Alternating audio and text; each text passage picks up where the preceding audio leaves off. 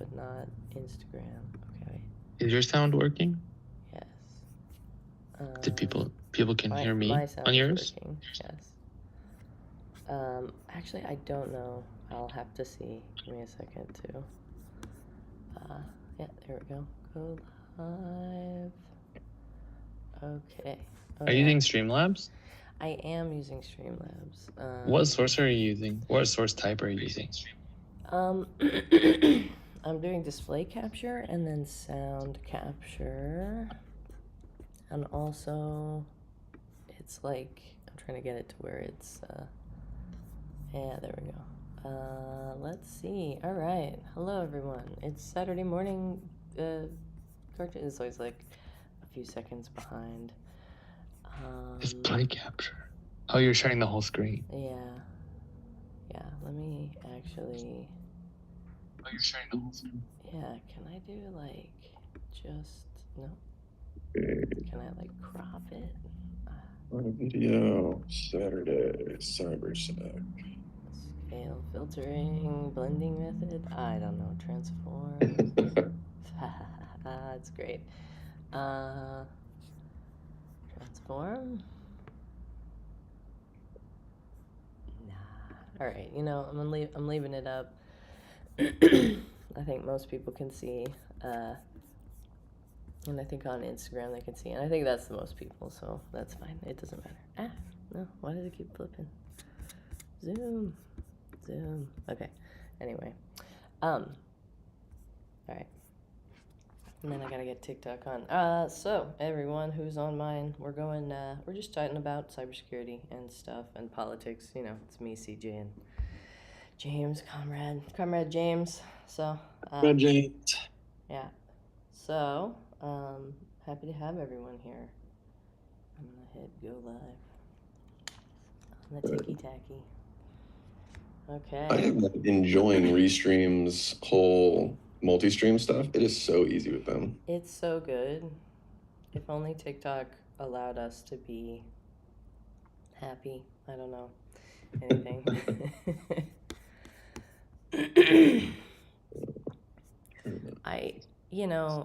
Instagram is so interesting. It's like, you can just see when people join. So like that just overwhelms all of the comments. And so it's like really hard to just respond to comments, but I'll try. We got a lot of interesting stuff last time. I don't know. It's like 11. You want to, I don't know, start talking about all that stuff? Sorry, mine is still not working. For those on my stream, what is up, everybody?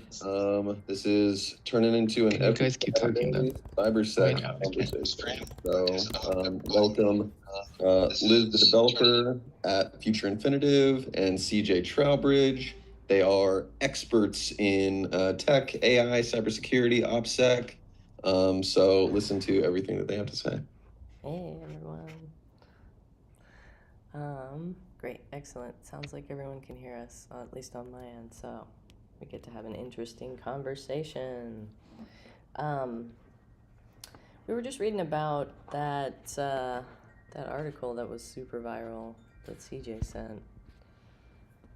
But you're still working on the sound, so I'll I think I might actually share the article on my. Okay, it's working. Yay, sound's working. Hooray. Excellent. All right, catch us on one of the streams that are live right now. Everyone's live on like a trillion things, so hopefully y'all have found us. So yeah, that article about the voting systems was super interesting. For anyone that doesn't know, there's like a recount effort in Rockland County, New York, where they found a bunch of statistical discrepancies between like the votes that were, I guess, like that were counted, air quote, from this new like type of software that we've been using or whatever, and there was something with Trump and his family that were using it.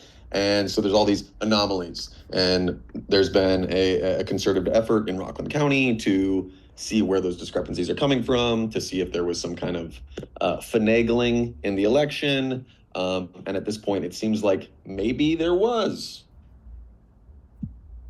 So there was also this viral article though on Substack that is currently the top shared thing on Blue Sky.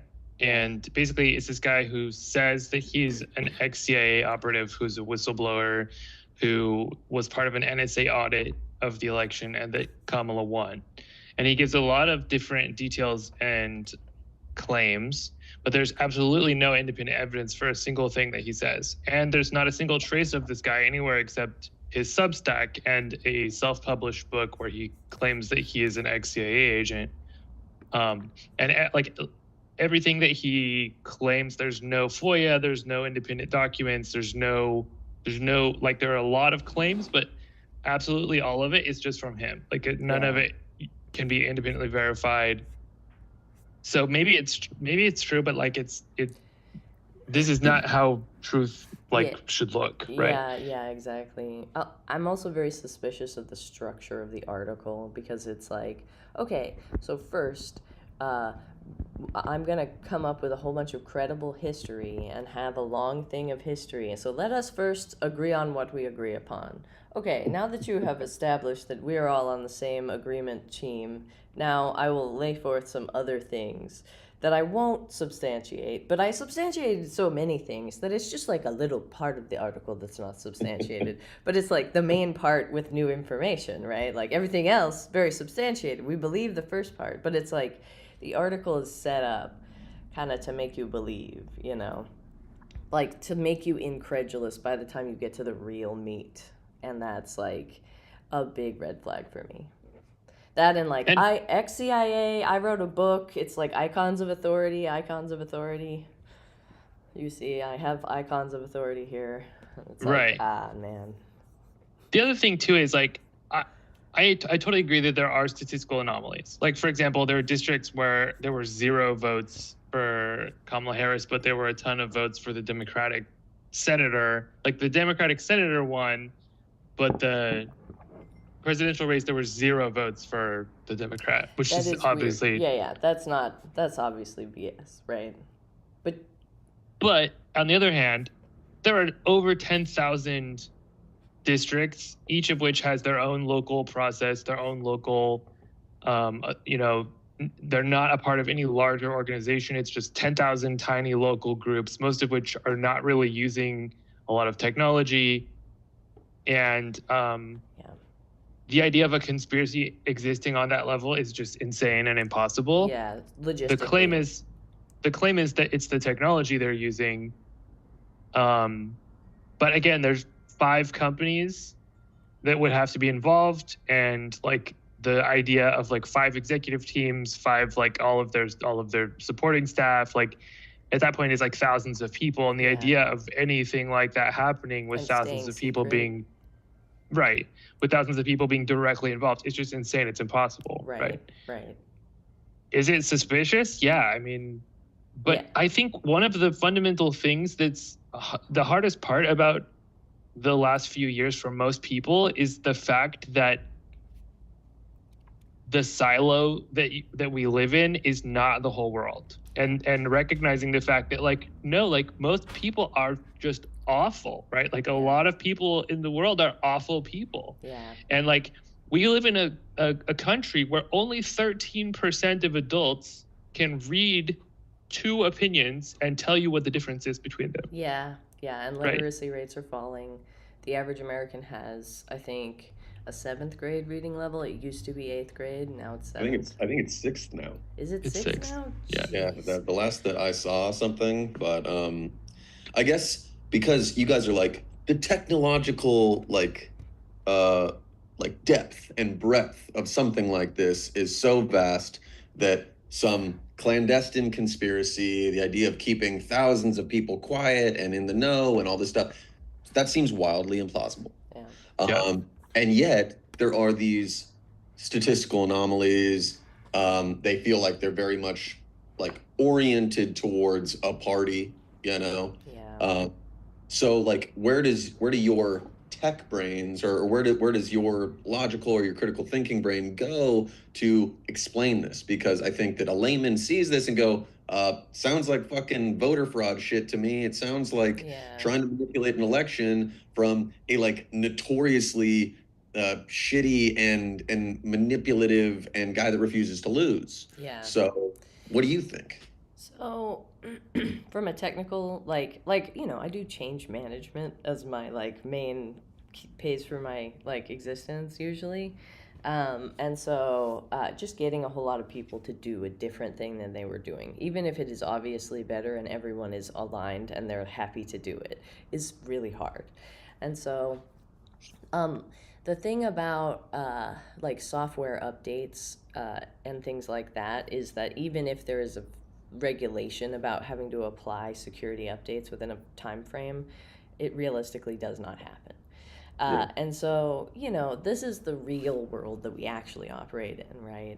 And so in order to, like, days before the election, roll out a software update, unless it's a forced software update, like, even that seems like it would have very limited effect. And problems. There would be obvious problems. There would be obvious problems. Like, there would be a lot of people talking about it also regularly. Like, there was a software update. And the other thing is, the more people who touch a thing, the more probability that somebody aligned with the anti-conspiracy will see the actions and talk about them, right? Yes, no, that totally makes sense. And that's the main thing, is that like even, any voting system technology, because they have a government contract in a literal sense, they are legally bound by the EEOC, or they were for a long time. So like they're forced to hire a diverse set of people, and if they don't show that they are doing that in terms of their numbers, they would lose their federal contracts, right? And as a voting machine thing, like it's pretty much just the federal government, so you have to follow the EEOC up until literally this year, and it wasn't suspended before the election, right? So like the amount of insularity for that update to happen is maybe present in some elements of some organizations right now because of the taking down of the EEOC, but it wasn't then. And so there would have been somebody that blew the whistle on this, that would have some photos and some evidence, frankly. Especially an ex-CIA operative would know to get evidence. Yeah. If you're in the CIA, you would know to get evidence, right? You wouldn't just be like, no, and then I'll just tell people. They'll believe me, I'm in the CIA, or at least I was. That screams trustworthiness, CIA, right. NSA operative. Yeah, definitely. So, I mean, a lot of things, when you look at them, I think don't really add up. Though I want to believe in my heart for sure. Like, oh yeah, that sounds very plausible, that everything isn't actually terrible and that really good things should have happened. And that's actually bad guys that have made it different. No, I mean, I think that there's something that you were saying here that I think there's a tendency on the left, and I want to like make this really, really clear, is that a lot of times it looks like there's collusion. It looks like there's like a clandestine operation when things happen across an industry or across multiple industries. Yeah. And this is the difference between collusion and imperative. This is the core element of capitalism, is that if I put 5 capitalists in a silo, this is like what Marx was talking about from the beginning. If I put 5 capitalists in a silo, they're in the same industry, they're going to end up doing the same shitty things because they have a systemic imperative to do those things. Yes. And so a lot of times you can make up this note, and sometimes they collude. The fucking airlines, they collude. There's evidence of collusion. Yeah. But the thing is, the collusion doesn't need to happen, and it will. The consequences of a collusive action are going to happen without collusion. And so I think it's easy to see that stuff and then make that as evidence of like, well, if it's happening here and they control everything, so it can happen here. I think we can all agree that if they could do this, they would do this. But I don't think there's any reason to think that they could. Yeah. And especially like the 2 things that really jumped out at me as soon as I look at like the first above the fold on the article is like Jormungandr, okay, he's selling a book and it's titled Jormungandr, right? Like the child of Loki. Like this is like old Right. Norse symbology of like the world serpent. And then the central claim is that there's this multi-layered transnational organized crime syndicate that's behind all of this. And they're doing it with like 5 corporations, the executive teams, the support staff. Like it's just crazy. It keeps getting bigger, and there's more and more layers. Great movie. This would be a great movie. Oh yeah, super great movie. I would watch But, that like, movie. Oh yeah. But like the possibility that it's true is like 0. Yeah. Yeah. And part of me makes me like and so like immediately I'm like, this conspiracy is crazy. But like it's a conspiracy to cause the conspiracy. Maybe there's like the opposite of this is actually true, and like there's this inside out onion that we actually need to be worried about. And I just don't think that's a good way of discovering the truth. Yeah. No, Or thinking 100%. about truth. There was just like a handful of one of the meme accounts that I'm sure like we all follow or something on Instagram, and it had all these things like because of the Epstein file debacle that's happening right now. They're like they're putting out every psyop that they can right now, and We need to like, recapture those people that we've it lost was like over. Jimmy Vance. He's like, I'm gonna look into the UFOs from last year. Like, what happened? Yeah. Yeah. And so like all these things are coming out. They're like, we're gonna release the MLK files. We're gonna release everything. Mm-hmm. Yeah. Just like don't look at Epstein. Mm-hmm. And I saw a meme a couple weeks ago that was like, if we keep talking about Epstein for a couple weeks, he's gonna release the aliens, like 100%. We just gotta keep doing it. We just gotta keep on it. We're gonna get those aliens. It's gonna happen. Yeah. Okay, so that's but one thing we didn't really arrive at is, do you have an idea about the objective fact that there's weird statistical anomalies? Have you read anything that gives any insight into that, or is it just like, fuck, I don't know? So the thing is, when you try to say some stuff about something that happened that is across 350 million people, like, it's really hard to say. Could there have been some counties whose electoral process was compromised? Is that possible? For sure. Do we think it would have made a complete statistical flip of the United States? I don't know that on that scale that we have the capability as a species to do that, except through messaging, right? Like, if she had performed a lot better, I think it would be much easier to make that argument. But the reality is that across, like, if you look at San Francisco, the number of Democrats that didn't show up, it's like exactly the same as the nationwide numbers. Right. So it's like the previous 2 elections, and then it's a huge drop, and it's like the same percentage as the nationwide numbers. So, I mean, I think this was just a terrible candidate, and I think a lot of people are having a hard time coping with the fact that, like, this was a terrible candidate, and so many people were so disillusioned with how bad of a candidate it was that they just decided to stay home. And like, people feel guilty, people feel like they're to blame, and they want to put it on something else. And we don't have this Epstein thing anymore, so we need a new conspiracy. Yeah. Well, I mean, I was before, because the Rockland County stuff, that's been going on for like 2-3 months. And the thing for me was like, I was like, I don't give a shit. Whatever truth emerges from the Rockland County thing doesn't change the fact of what you just said, which was that I know a shit ton of people didn't go vote. I know that the Democrats haven't ran a primary in like a long time. I know that that back in fucking 2020, when they had to rally around Biden and steal all the support from Bernie, that at that moment, Kamala had no fucking votes. She had no votes from anyone. Like, she was in 12th place. Unpopular candidate. She was the last in the race, 12th place. It's kind of like what happened with Lurie. Like, she was the least popular candidate, but she was also the least, like, reviled candidate. And so pretty much, like, every other candidate was polarizing, right? Or at least that was what the polling showed, was like, if it was this person or this person, and then when it would split the vote. And then, so they just found the one that cut the vote the smallest, but that statistically will cause you to arrive at like the weakest candidate because they're just like the most lukewarm milquetoast candidate available, which I would have thought would be Pete Buttigieg, but it's like, what was going on? Why did nobody like him? What happened? He was fine. He would have funded PBS. The Pete Buttigieg had PBS revival too. right now is scary, because I remember when the left was rallying around him as Rat Boy. Yeah. Well, this week he's coming out about like we should ban trans people from sports. Oh, I saw. Luckily, liberals will always shoot themselves in the foot. They just. So we could take a class, on aiming. We could do that. You know what I would love actually is to make all sports There's equal. There's a safety, and you just click it, and then it's fine. You won't shoot yourself in the, like it's, I don't know, like we could. Let's try not to get banned. Sorry, I said we're just talking about safety.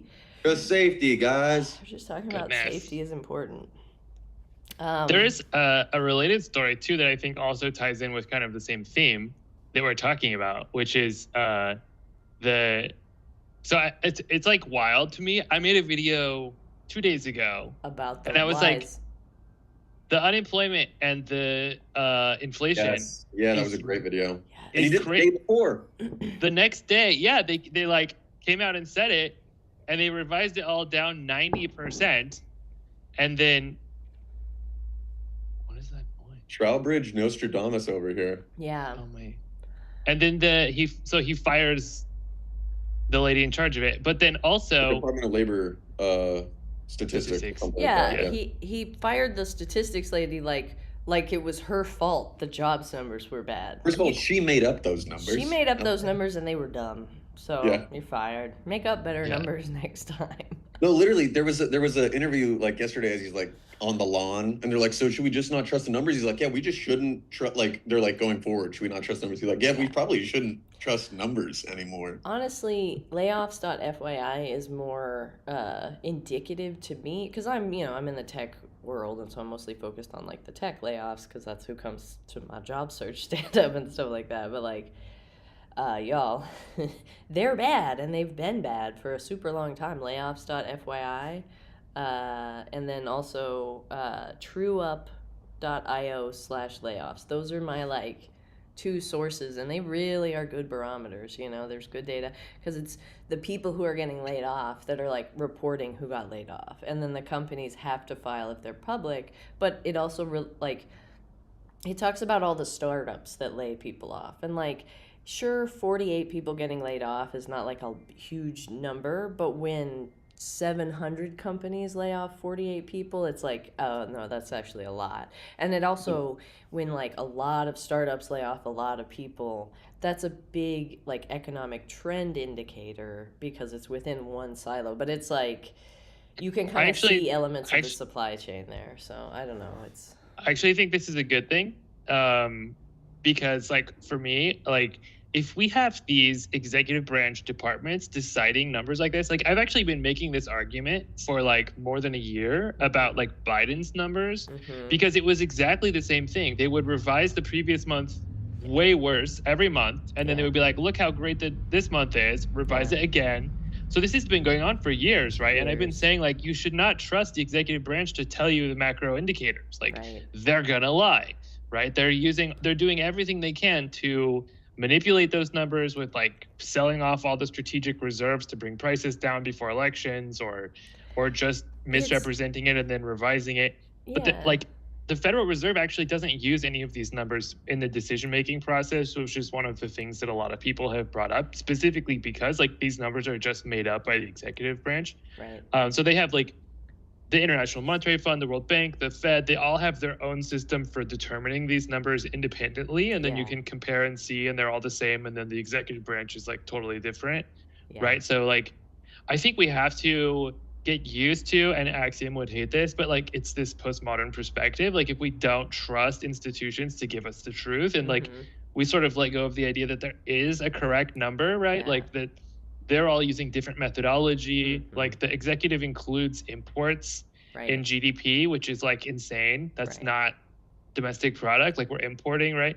So like there are all these examples where it's like, are they including energy costs? The Fed doesn't include energy costs, the executive does, right? And it's like, why is that different? What are the motivations behind those differences? And like, there's not a true fact there. Like, it's just different perspectives on this abstract thing.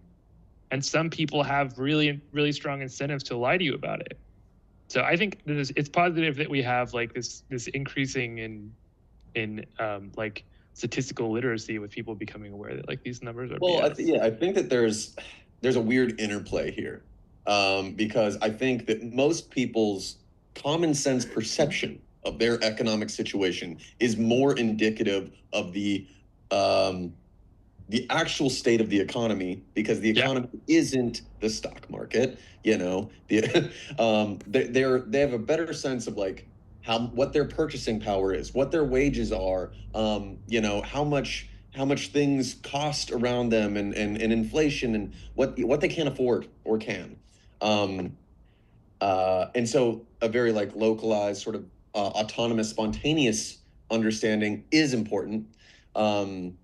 There is the obvious sort of like correlative of that, which is you can't always trust like just what's in front of your eyes. You know, that's it. So yeah, it's a weird thing. Like, I want people to be like, no, your experience of the economy is the right one. You were fucked over. Yeah. I don't care how much, you know, whoever says things Some are number great. is high, Wall Street yeah. Journal says the economy's booming. Yeah. Like, we can report on how specific stocks are doing, and that is objectively true because someone will pay that much for it, so that's true. It's a fact about reality.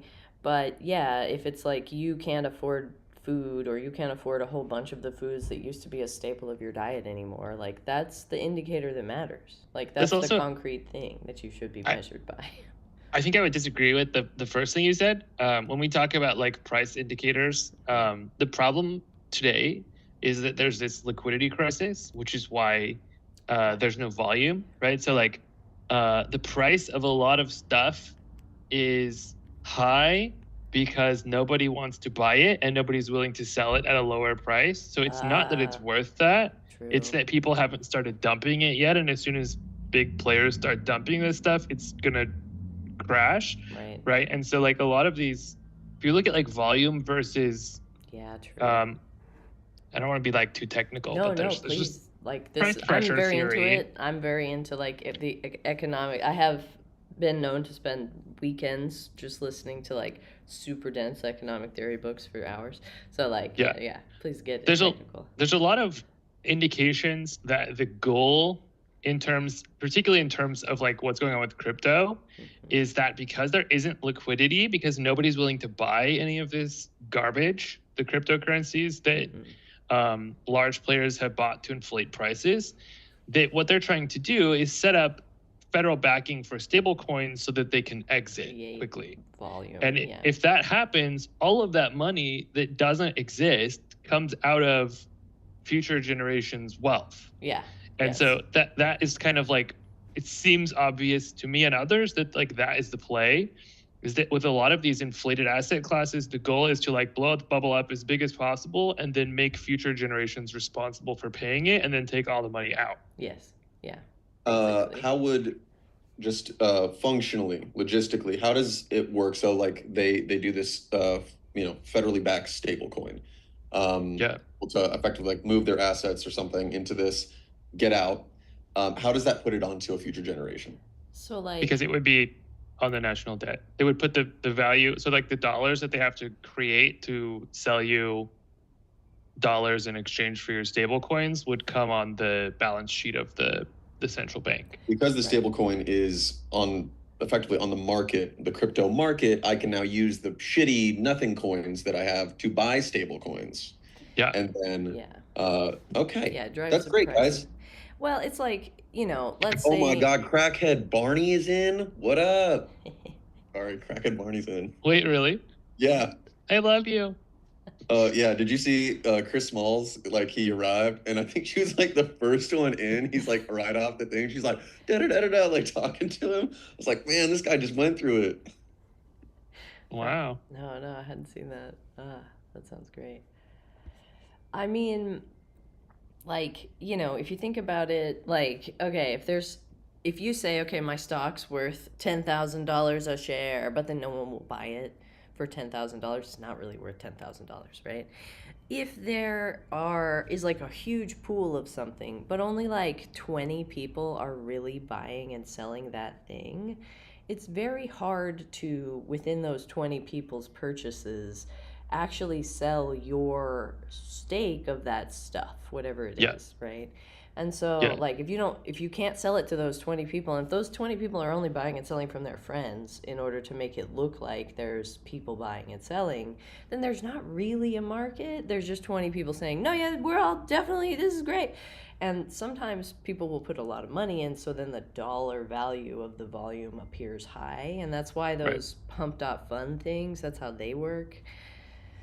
And then this is that on a larger level. Like, there may only be 30,000 people buying the stablecoin, and most of those people may be sort of, like having the same problems JFK has, right? a little bit of brainworms, and then RFK. what they want, RFK, sorry, not JFK. I'm like, wait, what? Thank you. JFK had a different kind of brain. But like, if they can convince a lot more people to buy and sell these coins, then they can sell all of their coins and they don't have to be the buyer anymore. Yeah. And if they already have a vast sum of value that they've inflated by trading with each other, then everyone starts buying them, and it does create a market for a little bit because everyone's like, oh, we're all buying and selling this must have value. But then because there's no real intrinsic like thing about it that really causes it to be really it's like obvious that we should use this instead of that, like eventually the bubble bursts, it dies down, and that's what creates those bubbles, right? Andreessen did that at least 50 times as a board member at Coinbase through Coinbase. Yes. So he would set up a cryptocurrency for a particular startup or whatever and make all these promises that were not like true. Yeah. And then he would say, like, I put $10 million in, I believe in this is the future. Everybody would buy it. He would sell his coins to them for more than that $10 million. And he's like 50xing his money. And then they all are left holding the bag. He did that at least 50 times that we know of as a board member at Coinbase. You can see and then it's exactly the same thing that's happening with SpaceX stock and with OpenAI and with all of these AI labs that are trying to go public before the bubble pops, is that they're doing self-dealing. So like the last 100% of the times that OpenAI, that SpaceX has tried to launch their Starship, it has just exploded. This time, the most recent time, they weren't even trying to launch it. It's just sitting there and it exploded. So 0% success record, right? And they're self-dealing. They're doing these internal rounds where they sell shares back and forth between each other for more than they paid for them last time to inflate the price. And then they IPO, the public markets buy all of those shares, and they're like, okay, well, we're done, right? Like, it's a public company now, good luck, right? All the smart people left a long time ago. Like the guy who built SpaceX, Tom Mueller, left to start a competitor, right? That's why they don't work anymore. Like when he left, it stopped working. Yeah. Same thing at OpenAI. All the smart people left. They've leveled off. Like they're not doing any new advancements there. Created the value. Yeah. They're just adding like the web and they're doing those now. internal rounds. It's interesting, like the speculation you're talking about, like in a microcosm, in the world of, let's say, like AI or SpaceX or crypto or whatever. Because I was watching another video. I mean, I used to try to have this app. I try to get investment, and you learn about like how the investment process works. If anyone watched like Silicon Valley, you get like a little touch of it, which like there's no real relationship between evaluation and the value that a company is putting out. Right. It's basically, before an IPO, you have a bunch of levels of private investment, and each one of those is just trying to sell off that I did at this earlier one, sell it off to the next guy at a higher rate so that I can get my thing. And eventually, it's kind of like a weird pyramid scheme thing. Yeah. And eventually, you always end at an IPO moment where now it just becomes the thing that the public deals with. Right. The increase in value on that thing is generally nowhere near as meteoric as the beginning part. Right. And the video that I saw, they were talking about all of the, because you were talking about jobs. I wanted to bring this up like 20 minutes ago. Yeah. That some of the economic indicators that like the president or that various people use is like job postings on things. Like look Right. how Which many are jobs lies. they're all fake. Yeah. They're all fake jobs that Literally. these startups are using to create the perception of a growing company so that they can get the next round of investment Yeah. to increase the valuation of their company. Yes. It's like fugazi. Yes. Yeah. The real numbers that we do have are things like first-time unemployment claims, which is 250,000 a week since February. Right. Which is, Yeah. The number of people that are employed like has not gone up at all this year, and the number of new unemployment claims is like 250,000 a week. That was happening during COVID. That it's the same numbers as during COVID, as when we shut down the economy. When we did that, there's a dog though, so this is better. Like, please continue with the dogs. It's really helping me out, at least personally. I'm sorry. It's heavy things. We need door. dogs. No, we need dogs. It's very important. Please keep the dogs on. it's keeping me alive and able to talk about this horrible stuff. No, it's affecting a lot of people, and like I remember the 22 crash when we couldn't get no one could get a job. I couldn't get a job. I taught 2 million people to code. I'm calling everybody. I couldn't get a job. Yeah. And so like, if I can't get a job, like I'm like the most networked engineer that there is, Yeah. And so, this was back in 22. I think I had like 10K followers, but like I had a lot of students at that point. Yeah. I even applied at deeply entrenched in the industry. Yes. It's like if anyone can find a job, it should be you. It should have been me, but I couldn't get a job at a company I founded, which, it's a story I tell for like, hey, you're not competing with junior developers. But like also, it's just that's been the case before. We're seeing it now. I'm hearing it from people regularly every day. Like, I have applied to 10,000 jobs. There's no work. What are we doing? What is happening? Yeah. But yeah, it's not illegal to make a fake job posting. You can post any amount of jobs. So. I have a friend who's a high-level management consultant who I asked about that, and he said that like most job applications are actually just like pipelines, and they're just always accepting. And then when they need someone for that, they'll like look at the last week and pick a few of those. Yeah. But they're not actually like even looking at 90% of the applications that people send in. Yeah, it's like a lead gen funnel for freaking potential hires. Yeah, totally. Exactly. I don't know. It's a pretty dire someone situation. Just said, can you tell me where the economy is going? In the trash. Yeah. It's going in the trash, guys. It's going bad. Yeah. Yeah. Or we're already in the trash and we're just eventually going to go to a dumpster. My suggestion for people is start companies providing a service that you can immediately provide that then you can get paid for within 1 or 2 weeks. Long term, like don't build a SaaS app. Like you're not going to get money from that unless you know how to put the thing on the website where it says buy now, like within a week and a half. And you can vibe code something up. Can you secure it in that time? No, for sure. But that would be my suggestion. I have founded my way out of several crashes, and I know it's hard. It's not gonna be the same though. Yeah. So this is one thing. A lot of people have been saying, now that we know that these numbers are wrong, what does it say about what should have been happening with interest rates?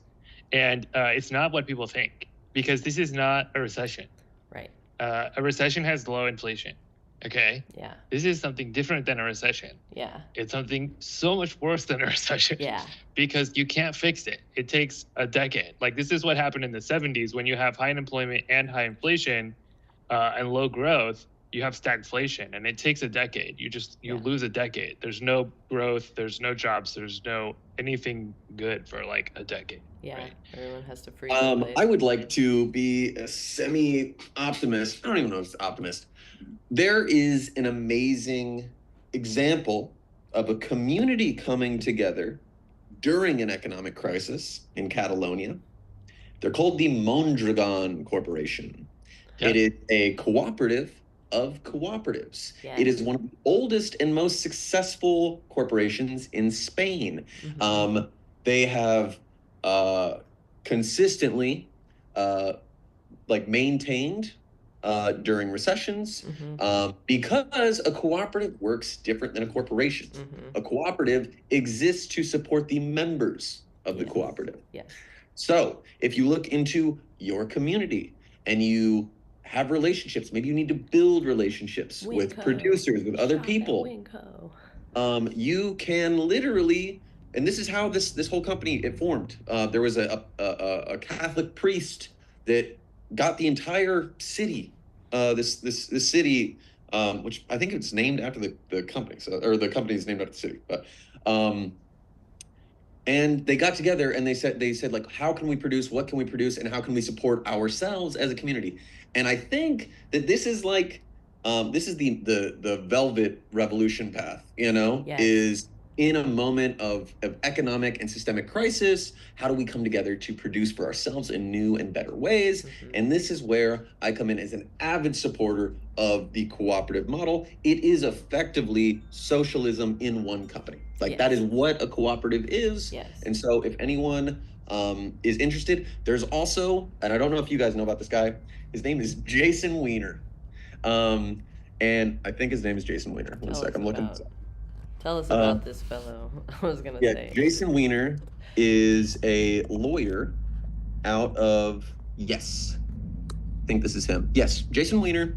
He is a lawyer out of Colorado, but they work globally, and their entire bit is about creating new legal pathways and new legal structures and investment structures to allow people to build cooperatives in ways that can entice investment, in ways that can... Oh, do you have something to say? No, I'm just really excited. This is I'm very excited hands. Okay, yeah. So go to jrweiner.com. When I was forming my previous thing, I was like talking to this guy. He's fucking sick. His team is great. And their entire thing is like a thing of like attorneys and social entrepreneurs that are building new economic models, new business models to allow for investment that sort of appeases traditional VC and investment like institutions, but can facilitate the growth of cooperative business structures. They focus on co-ops, but they also do ESOPs, which I'm not as big of a fan of. But look J.R. Weiner up. Yeah. Also, for people in the Bay Area, the Mondragon Corporation, which was set up in this town of Mondragon by this priest whose name was Arizmendi Arrietty. The Arizmendi bakery chain across the Bay Area is named after him, and it's set up in the same way. So there's this chain of bakeries that's also worker co-ops, which is like extremely popular. People love it. It's great. Also, a good place to go like hang out with like-minded people and meet people. And it's a good example of how like this kind of thing is already happening in our community. Yeah. I've tried to found a number of co-ops, and it really requires some folks who are very all in and very motivated, I think, in order to found, because it's so unattractive to investors that like the concept of a normal salary just doesn't get to happen for the first little bit, because you're building the pipeline, you're getting clients, you're sort of sipping off of it a little bit, but usually what you're doing is using that money to then pay for a website or something like that. But it's hard to start co-ops, but it can be done. It's just that you need to have a ready to churn into money business model. I know a lot of folks in the Bay Area that kind of don't understand how to business. They really only understand how to produce a stock that is attractive to VCs, and but they don't know how to like sell a product or service to a customer, right? And like, you can hijack capitalism for social progress, since we live under it. If you sell a product or service to customers, and then your boss is the customers and not some rich person somewhere who you have to like fleece the customers to make happy, right? Or the workers, the colleagues. Or the workers, or somebody, like where you put the exploitation, is like, but that's only when you get capital involved, is that you've got to put exploitation in somewhere so that you can grow the capital for at some artificial metric. This is actually like my political alignment. It's not like a lot of people assume that I'm like a Marxist or like a Marxist-Leninist. I'm definitely more a syndicalist. I think like whatever philosophy you have, like the key is like organizing the people who are doing the work and the people who have shared interest in what's going on, and like together you can make whatever you want happen, right? Like that's like where what I'm most interested in, most focused on. So I would say like I'm an anarcho-syndicalist. Yeah, for sure.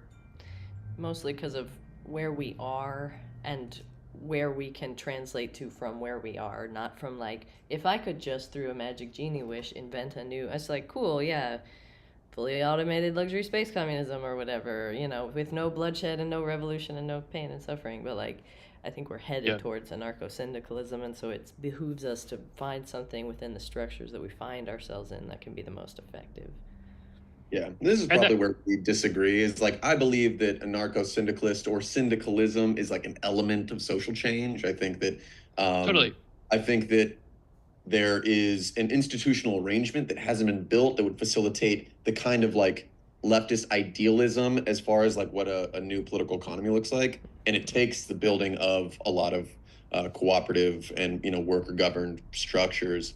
But that's where I am in ML, is that you guys are always, a syndicalist or worker co-op is always going to be at a systemic disadvantage. They're not going to want to exploit as much. They are able to be run out. They don't have access to the levers of power in the same way. And there is this notion of controlling the levers of power that the anarcho tendency seems to not touch upon as much. But at the end of the day, and this is the whole bit, is leftists are like, your label's fucking different. Well, guess what? We agree on like 98% of the same shit. Yeah. And we can fight for the same shit just because you're like, I'm not gonna, whatever. So I mean, you're all my comrades. I'm pro a lot of socialist frameworks. Like I was just having to cry about PBS earlier, So I mean, I'm very pro a lot of things being socialized.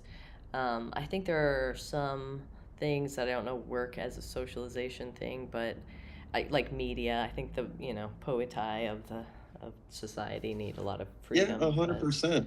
But also I think it's a lot of basically, if something is required for your survival, socialization. Yeah, exactly. Yeah. If something is absolutely required, water, education, food, medicine, housing. Yeah, bing bong. Yeah, housing. Right. It would be interesting to talk sometime about like the more esoteric parts of like what we have different ideas about. Oh, but, I would love to. That's actually my favorite shit. Yeah. Speaking of which, I'm already 15 minutes over what I was supposed to be here for today. Totally. But it's because we always have the best conversations. We always have great conversations. Yeah, I love you guys. So everybody, if you are still vibing, go to Liz or CJ's stream. You guys are on IG right now? Yeah, IG. I'm on IG, TikTok, and YouTube, Twitch. Yeah. Okay, guys. Sorry, hopefully I'm just on get us kicked off having said all those words. Okay, great. Well, I hope everyone's Saturday goes fucking incredible. Sending love and solidarity to everybody watching and to you too. Thank you so much. Yep. See you next week.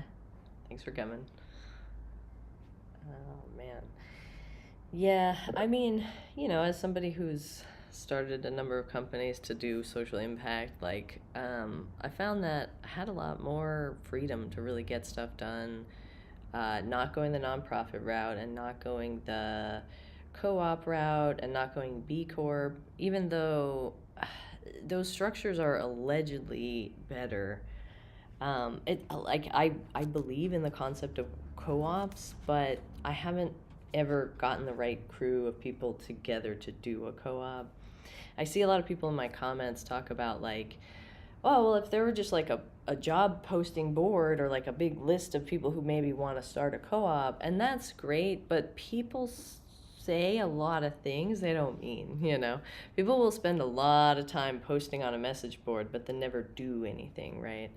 And I found that the best way to get into a co-op is just to prove to a lot of people that you're super useful, and then someone will be like, hey, you seem so useful, we have a co-op that's working, will you join it?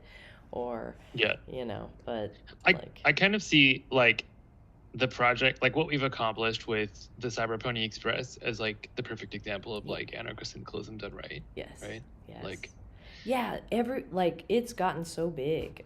There are a lot of people in all of the cities now. Like, there were all these cities that had like 4 nodes, 3 nodes, and they were all like completely disconnected. And now the whole city is like traversable. Yeah. Like it's bonkers. Also, SF's almost complete, or like the Bay Area is almost connected. I think we still need some on the peninsula, but and then like we need one between Davis and like that city that's right before Davis, before Dixon. Sacramento will be totally reachable. So Yeah. like Also, it's strange to me, like the hills around Sacramento are filled in, but Sacramento is not connected to them. yeah. There's some missing piece there. Yeah, it's interesting. So, I mean, you know, I'm like, there's a bunch of folks who applied on that sheet, but not so many in areas that are not covered. Or if they are in areas that are not covered, they're like completely disconnected, which is fine. Like down to get them Yeah. some, but yeah. The other thing I wanted to mention that I forgot to mention earlier was that on the same day that Trump fired his BLS secretary, Erdogan also fired his for the same reason. Yeah. Isn't that interesting? They Yeah. both reported the same negative macro indicators. So then they got And- fired. Yeah, Who did yeah. it first? Who announced it first? Trump. Oh. Yeah. Well, he loves Erdogan and Erdogan loves him. They're like, you Yeah. know, Yeah, nightmare blunt rotation, right? Like, yeah. I don't know. I sometimes I feel like I have to come up with all the answers to like this whole thing, but you know, realistically, I'm just like, all right, let's talk tactics.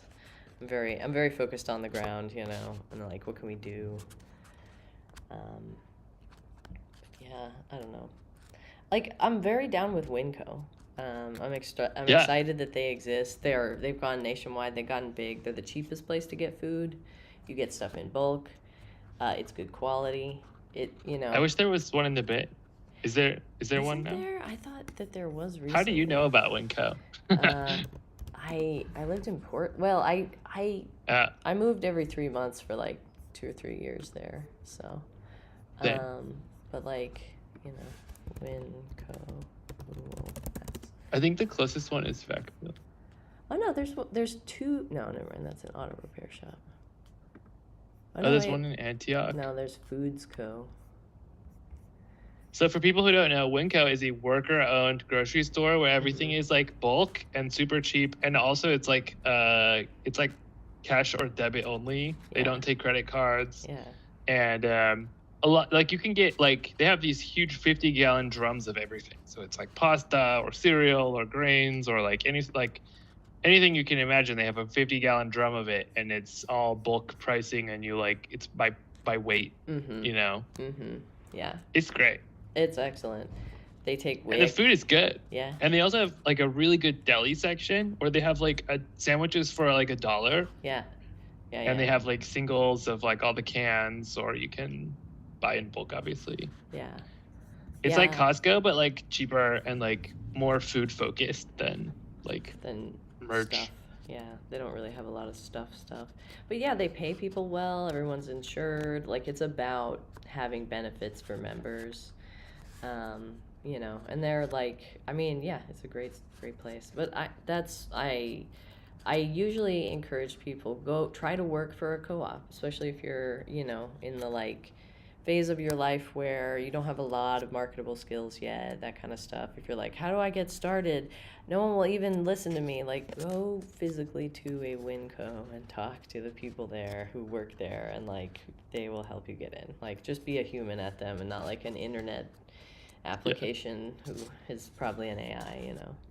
One of my biggest criticisms with all of the orgy nonprofits in San Francisco is the fact that all of these orgy nonprofits become like money-making machines where like people at the top are like, you know, exploiting a huge pool of volunteer labor that wants free tickets to orgies in exchange for like, Yeah. what happened to that duffel bag of cash, right? Yeah.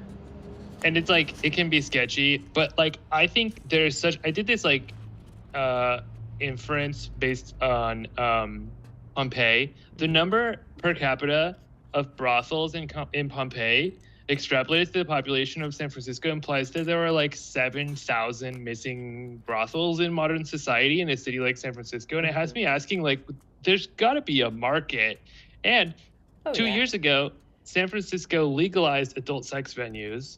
So if you want to like open up a shop and it's just like a like 24/7 orgy in there, like that's totally fine. You don't even need a permit for that anymore. And I kind of feel like that would be a super cool like co-op thing to do if you had like intentional people that were like wanting to be a part of it and creating like a safe, cute space that like, especially because there are a ton of them, particularly in the trans community. There are a ton of these like work-live co-op spaces that throw like T4T parties. Yeah. And like that's a whole like they're paying their bills, you know. Yeah. They're paying the rent. That's a real business because it's just party attendance, and you don't have to participate if you don't want to, and it's it's not like it's I would say brothels have probably changed in their nature. There's also a lot of online availability of it. A lot of times for people it's the attention from somebody, and so a lot of that stuff's online now, I would say. Or even like cuddle parties or like whatever. Yeah, and it's been I have a friend who's a professional full-time cuddler. Yeah, I've heard of this. This is like a real thing in the Bay Area, especially. It's way popular. That's what couch surfing got started here, and it was like originally going to be about cuddle parties, and then it was like, well, we can expand it. Yeah, it was cool. That was such a weird scene in the 2010s and the couch surfing in the late 2000s. I think I remember. But yeah, there's the character of the people in that scene has also changed. Like I feel like the political alignment for a lot of those parties has shifted, right? Even though that's always been the party of like sex bad, and I don't really has shifted to the right, you mean? Yeah. A lot of the party culture, I'm like seeing this. Not like conservative right, but like libertarian right, Well, I mean, obviously there's an Overton window in the orgy universe. True. There's an Overton window in every universe. I'm kind of like in the like basically like the Mao camp of orgies, like Mao camp of orgies. Like we had this one nonprofit that I've been a part of for like 8 years. We had like all these like cigarette millionaires that were donating money, and I'm just like, why are we letting these people, like, do we need that? Like, what are we doing with that? Like, where is it going?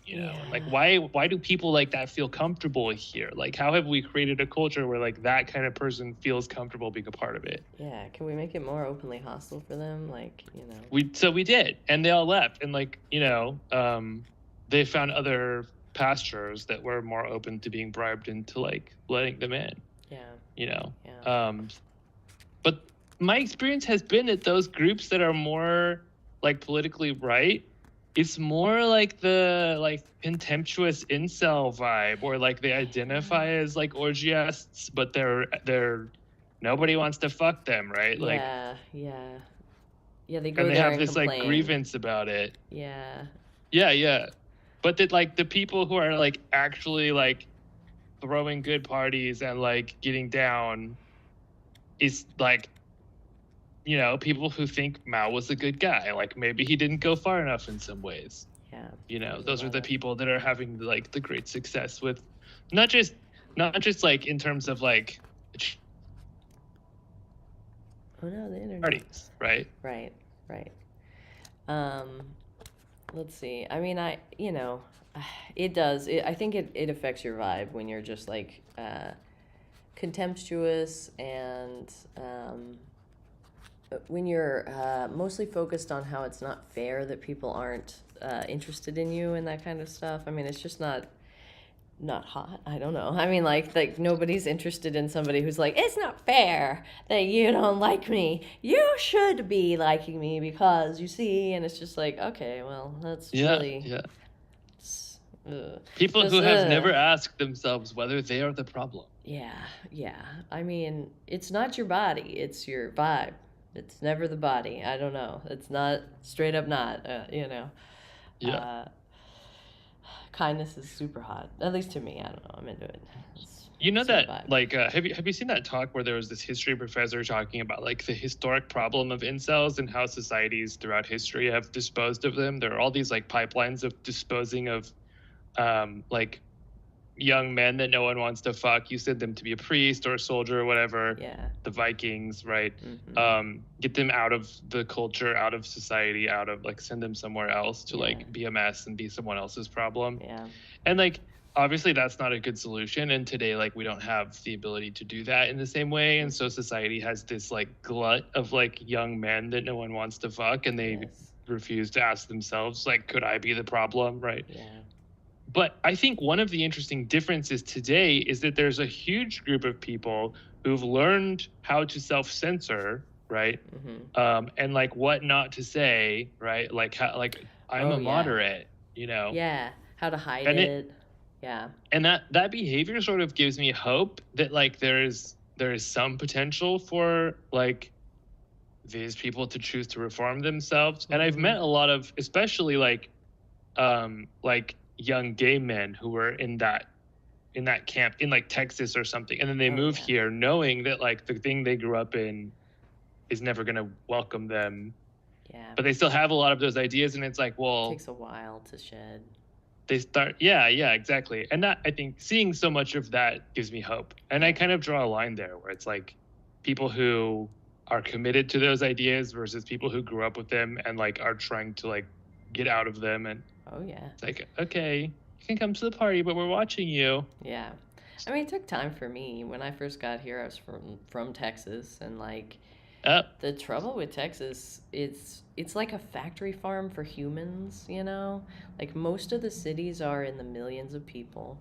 And when you look at like the Bay Area, we're in these like 100,000 to like, or what is it? The Bay, like San Francisco's 700,000. It's under a million people. And like I think Yeah. the whole Bay Area is fairly large, but it's smaller than It's like 5. DFW, which is 11 or was a few years ago. And so, like, there are 20,000 person high schools there. And, like, Wow. if you're in the top 1% of a 20,000 person high school, you don't know everyone else who is in the top 1% cohort because it's larger than Dunbar's number. Imagine what that does to you psychologically. Are you an individual? No. You are livestock who has been stack ranked like for your life. Wow. And so then you start to identify with your place in a stack rank as if one institution's ordering is going to be somehow the absolute ordering, but then culturally it is. Like if you had studied more, you'd be doing better, and thus everything that's bad is actually your fault because you're defective, because you're livestock there. And it's like I don't think that people are meant to live in populations that large or go to schools that large. I think it messes with your head. And I think that that's what's happening in many places. I don't know that that's all the Even here. incels, but I think it's a huge pipeline to being an incel. Sure. Yeah. Developmentally. Yeah. I don't know. I mean, and I think that's like also what stops people from organizing. Who am I to do this? Who am I to do, like, who am I to join a thing? Well, they're not going to want me because they'll only want the best, and I'm like mid-grade, and like that, like, and it's, I mean, I found school performance to be almost orthogonal to like life performance and do I want to be around you, and like, it's just completely unrelated, no correlation. Well, one thing that I found really interesting is like when you're in those situations where you're like, for example, imagine that you were like in the forest with 100 people that you don't really know, and like a lot of them are like on that, and you have to like, I don't know, build an intentional community together or something, half a dozen times, and a lot of people are like really in all the pipelines, and you have to get like do something together and hopefully influence them to like Stop being like persuade that. them away from that. Yeah. Yeah. I think like there's a measured approach that's like, for example, this one time there was this guy who was talking, like he randomly brought up Thomas Jefferson grew up penniless, and Alexander Hamilton was raised in the royal court. And I don't even like Hamilton, but I'm like, that's backwards, right? Like, have you read about either of them? Like, Jefferson grew up in the French royal court, and Hamilton was a homeless orphan. Yeah. I And I watched the play, and then I read about the stuff, and I was like, oh man. This is someone who is definitely never watching the play, right? Oh yeah.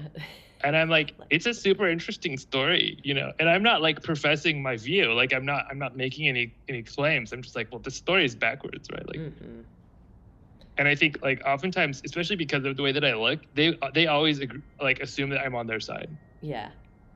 And I'm like, oh, okay, let me ask you all the interesting questions and see how do you really feel? Like, and you get to the core of it, and it's like, do you really think that that's true? And they're like, I don't know. And it's like, okay, good. Okay, like, so you don't know. All right, well, that's important to admit. Yeah. How would we find out? Is there a way that we could investigate this? Yeah, or I'll ask something like, what do you think people in the future will think about this group that we're a part of, right? Or like the things that you believe today? Or like, what do you think the future will be like? What do you think people in the future will believe? And they will always tell you exactly what you think, right? Like exactly like, oh, the future is all going to be like communist utopia and whatever, and nobody's going to have guns anymore. And it's like, okay, can we start building that world today? Do you think maybe we could get started? Like, I don't know. Yeah. It could be here faster. I'm glad we all agree, right? Yeah. I want people to build a new future. I try not to just be, oh, these are the bad things that are happening right now. You need to be aware of it. But it's like, I'm like, all right, let's have people not get trapped. And then also, like, and I feel like I need to do more. Let's build this. Let's do this. And that's why I'm like, hey, found a co-op. Like, yeah. I will say, like, there's this, like, found a co-op with your friends. And I will say, like, don't do that. For sure, don't do that. It's really hard to, like, have your friends work with you because you can be like, hey, I really need you to do this, but because they're your friend, it's just different. It's just a different thing. So, I've learned this lesson. My friends are different. My friends are really smart. It's not about how smart they are. It's not about how capable they are. It's not about how much you love them or how much you believe in them. It's that you're friends. And so it's hard for you to get your friends to do things that you want them to do. That's just because you have to create a hierarchy to compel people. And hierarchy works for some situations. I'm anti-hierarchy in friendships, though, and I think that's like, it makes it really hard. I also think that like people who don't immediately say yeah when you say that, it's like you're not going to convince them, right? Because they think they're different. They think their friends are special, and it's like, try it. Good, like do it. Yeah, no, go ahead. You will not only learn that it doesn't work, but you will learn that like the people they are your friends are like maybe not even good friends, and like you don't even know why yet. Yeah, you don't know yet. They're lazy. They're not going to do the thing that you asked. They're not going to treat this like their job. They're going to treat it like, oh, my friend has volunteered to take care of me. And like your friends are actually your bar friends. Yeah. It's like these are not even friends. Yeah, no, those are just people who we drink with. Like, yeah. Yeah. It's interesting. Let's see. I feel like I'm in the same boat though, where like I just finished multiple graduate degrees like in AI and business administration, and like I've applied for hundreds of jobs and I haven't heard back from any of them. Yeah. And it's like, this is not about me, Yeah, no, it's not. Like, I'm sure that if like, you could make videos about it maybe and be like, I'm available. Send me an email. But like, that was the only thing that worked for me during the 22 crash, or the crash that started in 22, Yeah. But I don't know. I mean, yeah, everybody has to want to do the work, and you know, I don't know. I feel like you have demonstrated that you're not only willing to do the work, but you're going to do maybe the most work. So, like, it's not about you. It's not that nobody believes that you're going to do the thing, you know. So, yeah, I think you have to found your way out. Is that Yeah. an SUP logo Yeah. on your shirt? Nice, nice. Yeah. They haven't I feel figured like a way to that's. keep you in there yet. Oh no, I'm definitely Keter. Yeah. Yeah. Yeah, that's interesting that you say it like that, because it's kind of the same thing, right? Like, do you escape containment, or do you stay in a cage if you're locked in? You know, Right. I mean, That's the question of jobs too. yeah, it's the same. Yeah, exactly. Yeah, I'm that's like, interesting. it would be nice in there. I'd wake up and do the same thing every day, and like, you know, I'd be a little bit afraid to lose my job, but other than that, I'd be like putting money away for retirement. They only experiment on us sometimes. Yeah, exactly. They've only put me in a stasis field once, and I feel like that wasn't for very long, so Yeah. Yeah. Well, I actually have to go a little early too, because there's yeah. an event happening right now. Yeah. I'm gonna be at the Loom in Oakland for like a benefit for like 5 different art pieces that are gonna go. Oh, is that cool? I saw they're doing decomp there. Oh yeah, it's really cool. I love it. It's like the new NIMBY. Yeah, it's like a new. It's like the new. Yeah, I guess. Or like the American Steel or whatever. Yeah, I would say. Or what's that one that's like over in the dog patch? It's like that thing. It's like a bunch of warehouses with a bunch of Burning Man things. They're gonna have the Sphinx Gate or the Oracle Gate from the Never Ending Story. Yeah, so that's being built, and then we're working on the library, and the library's like up and put together and lit up, and half the books are cool. done, so it'll be cool. Send me I'll the be deets. there later in case. Yeah, I'll probably do a video about it so that the. Oh, like today? Yeah, it'll be later today. I think like 7 p.m. I'm in the mountains today. All right. I see the mountains behind you, so yeah. Enjoy your mountains. These are imaginary, but real mountains. All right. I'll see ya. See you later. Bye. Bye. All right. Let me get that link up for other folks. The Loom. Let's see. There we go. Oakland Art Beat. Okay, hold on, it's pulling up, everyone. This is what I will be at later. Let me make sure that y'all can. Oh no, I moved it. There it is. Yeah, it'll be at the Loom Oakland. You know, if you get tickets, message me on one of my pages, and I will come give you a secret tour of the back area, show you some cool stuff. We'll be DJs and folks, so come hang out. It'll also support the art, and then we'll bring it back. We're not just gonna burn it. We will bring it back. I'm anti-burning things. All right. Also, I saw some folks talking about how do we make AI how do we make it, you know, environmentally friendly. There's this thing called LM Studio. It runs locally. You have to have a nice computer, but I could, in theory, power this off the sun. So, you know, that's how you do it, is you run it locally. Anyway, all right, I'll talk to you in the future. Bye, everyone.